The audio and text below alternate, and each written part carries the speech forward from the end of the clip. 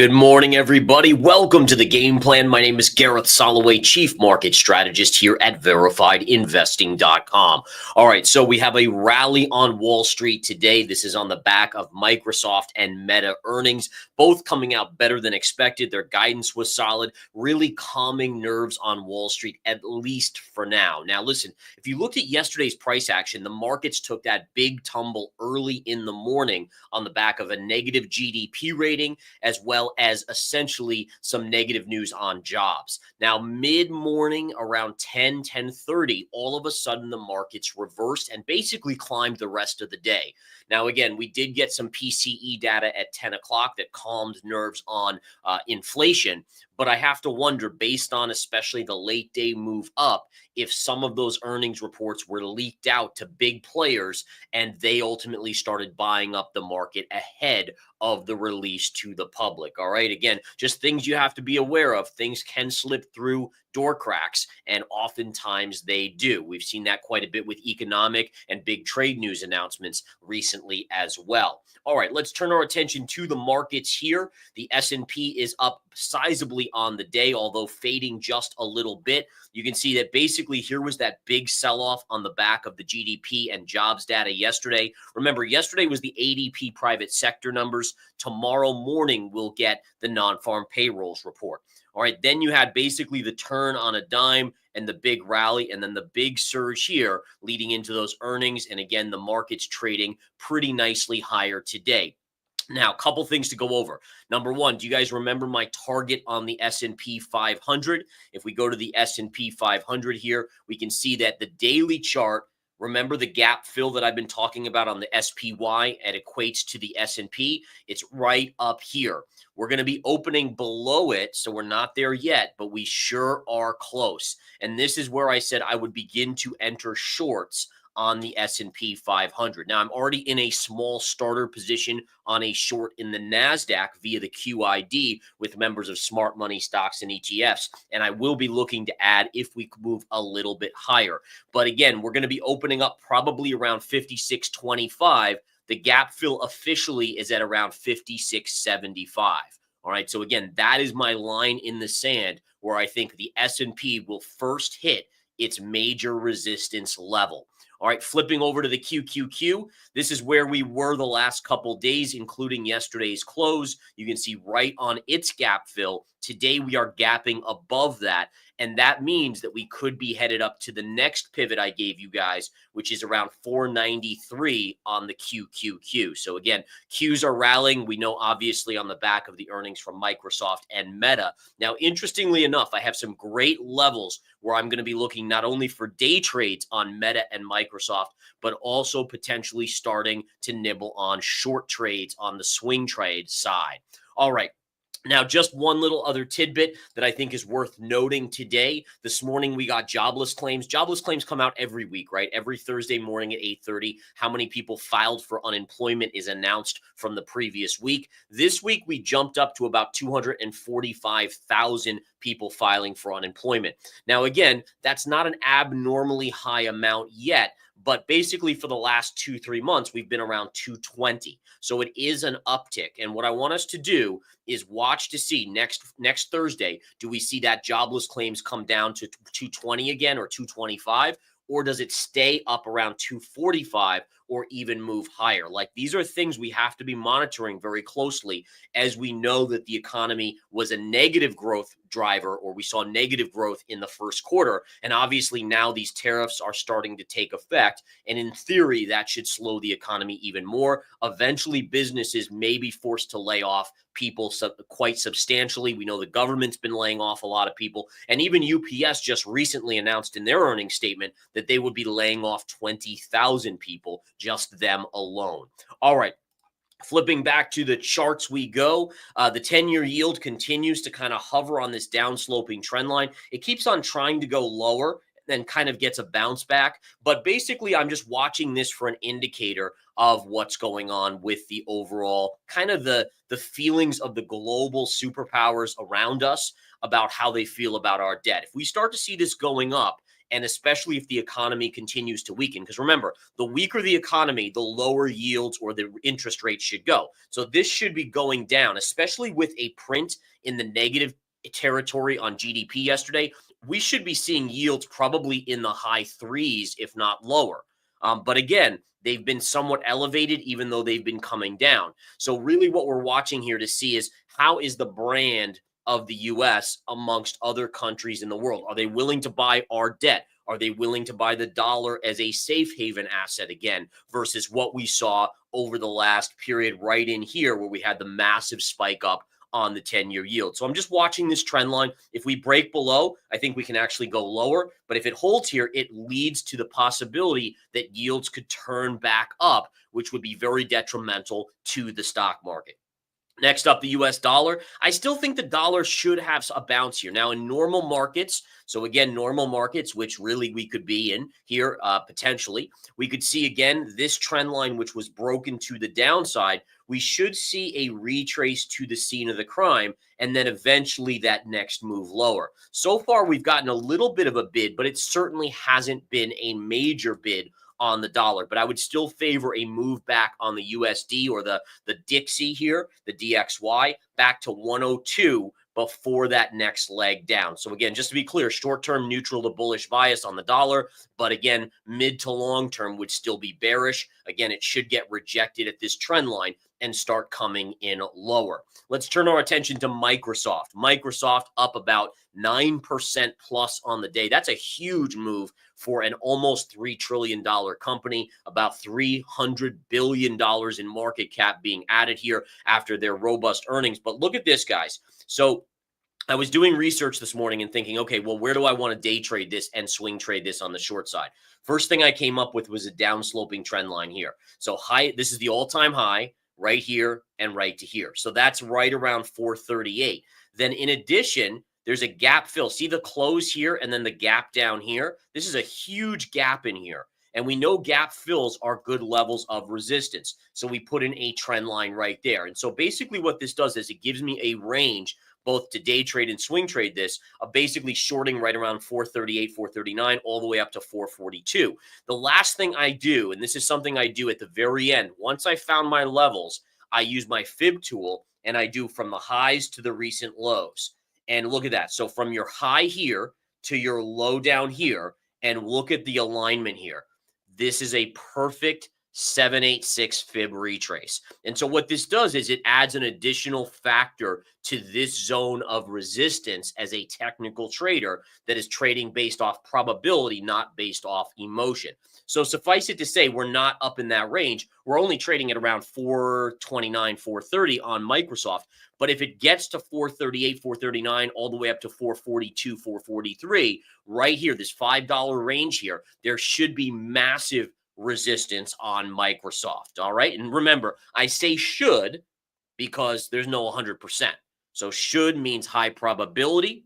It doesn't mean guarantee. And we always have to remember that, folks, in trading. You know, the market teaches me lessons all the time because anytime you think that you have the no-brainer trade, it's usually the time it's not a no-brainer trade. All right.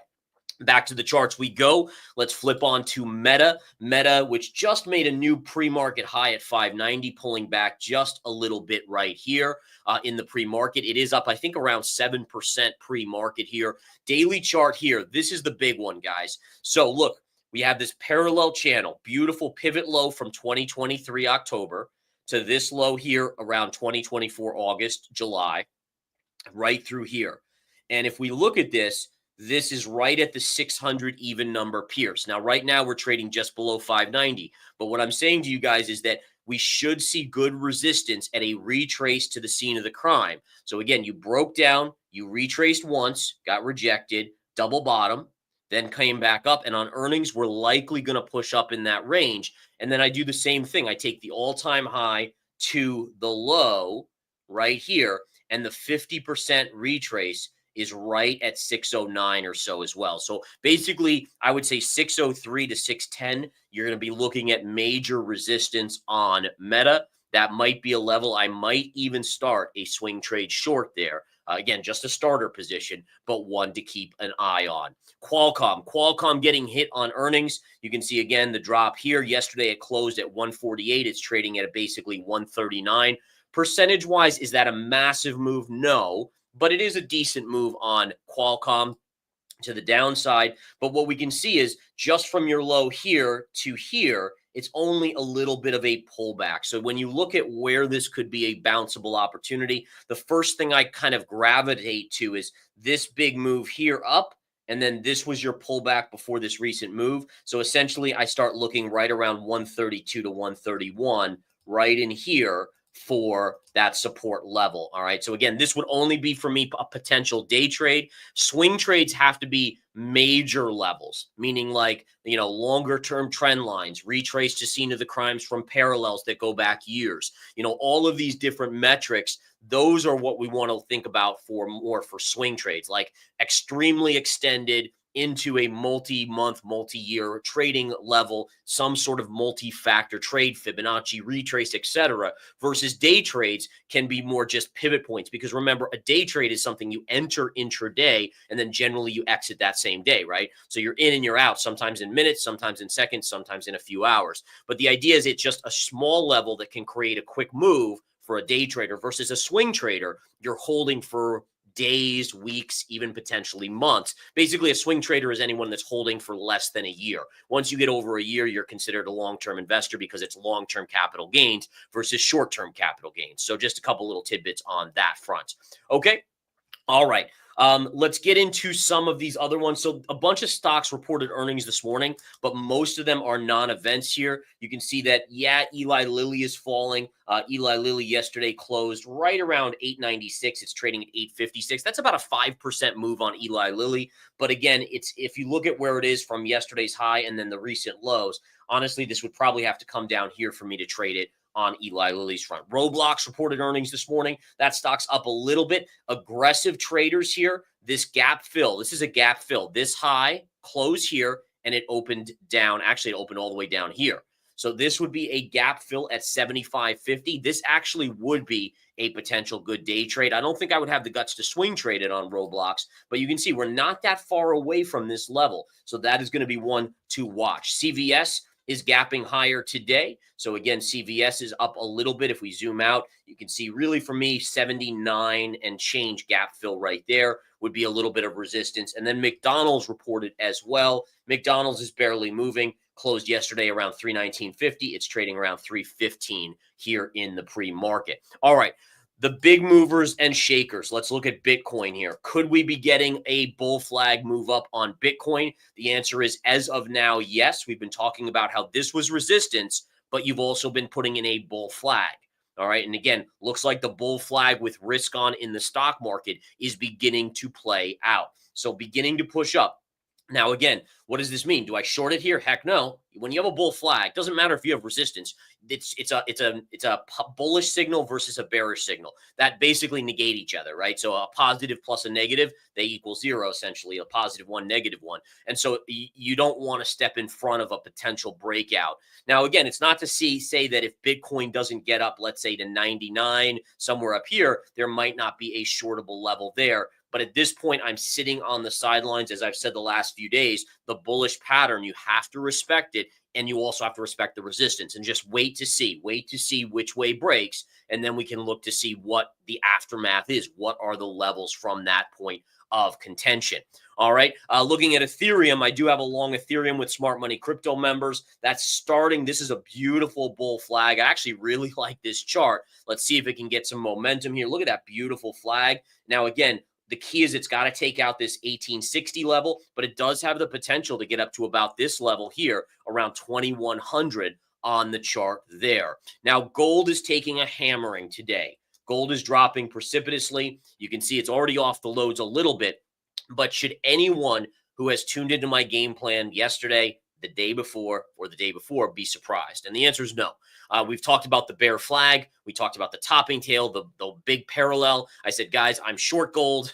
I'm short GDX. I'm short Newmont Mining with commodity members, Smart Money commodity members. And so essentially we were positioning ourselves here accurately for this move down. I did move out of my short on gold, but I'm still holding GDX and Newmont Mining on the short side at this point. So basically just paring back my exposure as we get deeper in the money. And again, I think that's a big lesson to learn. While most people want to swing for that home run every time and just max out their potential gains, I've learned the hard way that that doesn't really work so well. Sometimes it does, but most often, we all get too greedy and we're like, oh, I can go, so much, I can make so much. And then before you know it, it reverses. So what I do is, when I'm in a short, as it comes down, I take a little off. As it comes down lower, I take a little off. As it comes down lower, I take the rest off, just kind of leg out. And then just like I do on swing trades, right? So I started a short on the Nasdaq basically a couple days ago at the highs of the close from yesterday, which was also the high from the previous day.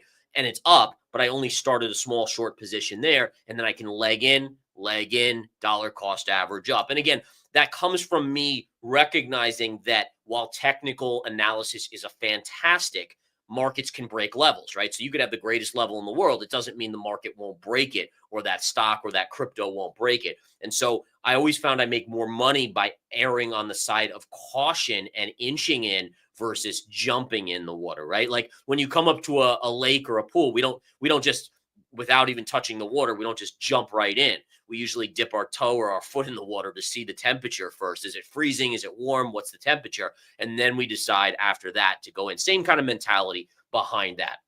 All right. So again, gold falling. I still think ultimately we're headed down here at minimum to around 3140 to 3150 on gold. And yes, I am still a long and midterm bull on gold. I just trade the charts. And so if the chart said to me, hey, you got this amazing parallel channel that we just tagged here, these lows with this high. All right. So let's short it, right? Then we got this beautiful topping tail right here, which is a bearish reversal signal that reinforced the factors here. And sure enough, we followed it with kind of confirming move down, then the bear flag, and then the breakdown right there. All right, let's take a look at silver here. Silver did pierce this trend line, but has gotten back above. So this support is still holding on silver. And again, silver's right now performing better than gold, but granted, it didn't go up nearly as much as gold either. So it's just staying here at support with resistance up in this range. Oil bear flag, amazing, guys. So look, the bear flag, once it triggered, look at how much it fell. Now it's bouncing a little bit off the lows here, but incredible drop. Ultimately, we probably are due for a small bounce, but then I think it rolls over, tags this low, then bounces again a little bit, and then goes even lower. But that bear flag pattern was just a fantastic pattern recognition right there. Natural gas right here, guys. We have nat gas, longer term trend line. We retraced to the scene of the crime, got rejected. We hammered again today, and so far it has been rejected. The only thing you want to be aware of here, folks, is that if we go sideways, what type of pattern is that going to create, right? So right now it's still resistance and still favors a pullback. But let's say it starts to do a Bitcoin where it goes sideways like this off of this up move. And let's say we're over here. Then you all of a sudden have to flip your bias from being bearish to being bullish. And this is how real traders trade, right? If you're a technician, you're not worried about sticking to your guns. It doesn't matter. If the charts tell you the probabilities are shifting, you better change your probabilities with the charts. So again, the biggest thing, again, a lesson to learn from today's game plan is being flexible. Be flexible that patterns can change, patterns can fail, resistance and support can fail, or it can work out. It's the traders that are able to spot it as soon as they can or as soon as it happens that will perform the best overall. So be flexible. We all don't want to admit we're wrong, me included, by the way. But ultimately, when we shut down that emotion and use logic and data and probabilities, we're more likely to look at something logically and say, where is it now? What's the pattern now? Might be different from where it was a couple days ago. It is what it is. All right. My lesson for the day there, guys. You guys are awesome. I love you guys tuning in. I love the support. You guys are seriously awesome. Thank you so much. Warm my heart, make me want to perform in these game plans and just teach everything I know to you guys. Thanks again for tuning in, guys. I got to get to my trading room. I'll talk to you soon. Take care.